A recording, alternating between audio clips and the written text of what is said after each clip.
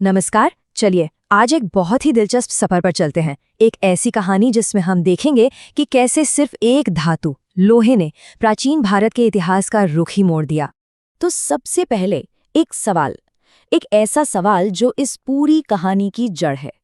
क्या वाकई एक धातु में इतनी ताकत हो सकती है कि वो किसी पूरी सभ्यता की दिशा ही बदल दे? तो हम बात कर रहे हैं भारतीय इतिहास के एक बहुत ही अहम दौर की, जिसे उत्तर वैदिक काल कहते हैं। ये लगभग 400 साल का समय था और यकीन मानिए इस दौर में सब कुछ बदल रहा था। तो आज हम इस बड़े बदलाव को 6 हिस्सों में समझेंगे। एक नए युग की शुरुआत से लेकर एक विशाल साम्राज्य की नींव तक। ठीक है, तो चलिए शुरू करते हैं। कल्पना कीजिए, हम समय में पीछे जा रहे हैं, लगभग 1000 ईसा पूर्व के भारत में, जहां एक नए युग की आहट सुनाई दे रही थी।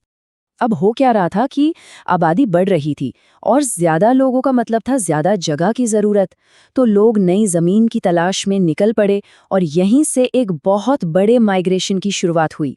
लेकिन ये इतना बड़ा बदलाव आया कैसे? इसके पीछे थी एक नई, बहुत ही पावरफुल टेक्नोलॉजी जिसने सचमुच सब कुछ बदल कर रख दिया। और वो टेक्नोलॉजी थी लोहा। उस समय इसे श्याम अयस्क कहते थे, मतलब काली धातु। और देखिए, ये सिर्फ कोई नई धातु नहीं थी, ये उस दौर में इस्तेमाल हो रहे तांबे और कांसे से कई कई गुना ज्यादा मजबूत थी। अब जरा इस फर्क को समझिए। ये एक बहुत बड़ी टेक्नोलॉजिकल लीप थी।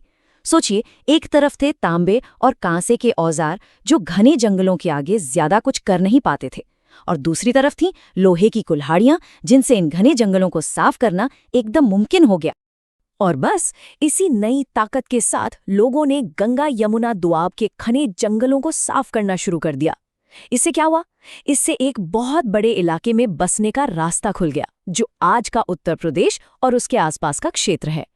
तो जमीन साफ हुई तो खेती बढ़ी, और इसी के साथ आया एक बहुत बड़ा इकोनॉमिक शिफ्ट। अब तक जो इकोनॉमी पशुपालन पर टिकी थी, वो अब पूरी तरह से खेती पर निर्भर हो गई। दौलत का पैमाना ही बदल गया। अब मवेशी नहीं बल्कि उपजाऊ जमीन सबसे बड़ी संपत्ति बन गई। अच्छा, तो जमीन की अहमियत बढ़ी तो इसका राजनीति पर क्या असर हुआ? चलिए अब कहानी के उस हिस्से पर चलते हैं। जनपद शब्द को ही देखिए, ये अपनी कहानी खुद कहता है। जन का मतलब था कबीला और पद का मतलब पैर रखना या बस जाना। तो जनपद वो जगह बन गई जहां कबीले ने घूमना फिरना छोड़कर स्थायी रूप से अपने पैर जमा लिए।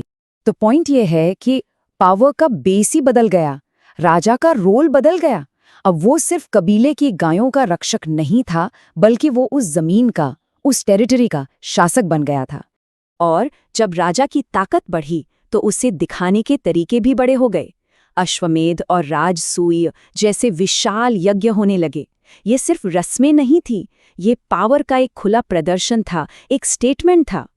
अच्छा, जब लोग एक जगह बस गए, राजनीति बदल गई, तो समाज कैसे अछूता रहता? यहीं से एक ज्यादा कठोर सामाजिक ढांचा भी उभरने लगा। और ये शायद इस दौर के सबसे बड़े बदलावों में से एक था। वर्ण व्यवस्था, जो पहले काम पर आधारित थी, अब जन्म पर आधारित हो गई। मतलब जो जिस वर्ण में पैदा हुआ वो जीवन भर उसी का होके रह गया। समाज अब बहुत ज्यादा कठोर हो गया था। तो समाज को 4 वर्णों में बांटा गया। ब्राह्मण, जिनका काम था पूजा पाठ और ज्ञान देना। क्षत्रिय यानी राजा और योद्धा, जो रक्षा करते थे। वैश्य, जो किसान और व्यापारी थे और टैक्स देते थे। और आखिर में शूद्र, जिनका काम बाकी 3 वर्णों की सेवा करना था। और इस नई व्यवस्था में शूद्रों की हालत लगातार गिरती चली गई। और इस कहानी का एक बहुत ही दुखद पहलू है महिलाओं की स्थिति में आई गिरावट। ऋग्वैदिक काल में जहां हमें विदुषी महिलाओं के उदाहरण मिलते हैं जो सभाओं में हिस्सा लेती थीं, वहीं उत्तर वैदिक काल तक आते आते उनकी आज़ादी पर कई पाबंदियां लग गईं और बाल विवाह जैसी प्रथाएं भी दिखने लगीं। जब जमीन पर जिंदगी इतनी बदल रही हो तो आसमान की तरफ देखने का नजरिया भी बदल जाता है। मतलब लोगों की आस्था, उनके देवी देवता, वो भी बदलने लगे।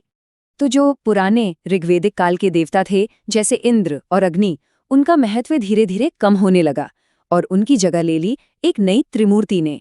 प्रजापति यानी ब्रह्मा, जो सृष्टि के रचयिता थे, रुद्र यानी शिव, और विष्णु, जो संरक्षक थे। और धर्म भी अब पहले जैसा सरल नहीं रहा, वो बहुत ज्यादा जटिल और खर्चीला हो गया। बड़े बड़े अनुष्ठान, पशु बलि, इन सब पर जोर दिया जाने लगा। और क्योंकि ये सब पुजारी ही करवा सकते थे, तो समाज में ब्राह्मण वर्ग का प्रभाव और भी ज्यादा बढ़ गया। तो ठीक है, हमने राजनीति, समाज, धर्म सब में बदलाव देख लिया। अब आखिर में इन सब चीजों को जोड़ते हैं और देखते हैं कि इस लौह युग ने भविष्य के भारत की नींव कैसे रखी। देखिए, लोहे के औजारों से खेती इतनी एफिशिएंट हो गई कि इतिहास में पहली बार बड़े पैमाने पर अतिरिक्त अनाज यानी सरप्लस फूड पैदा होने लगा। और ये सिर्फ अनाज नहीं था, ये आने वाले साम्राज्यों का ईंधन था। और इसी सरप्लस अनाज ने सब कुछ बदल दिया।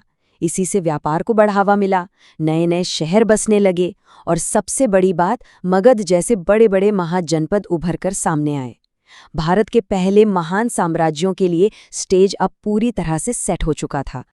और ये पूरी कहानी हमें आज एक बहुत बड़े सवाल पर लाकर छोड़ती है कि उस 400 साल के दौर में जो सामाजिक और सांस्कृतिक नींव रखी गई थी, वो आज भी हमारे समाज को कैसे आकार दे रही है। जरा सोचिए, उस युग की गूंज आज भी हमारे आसपास सुनाई देती है।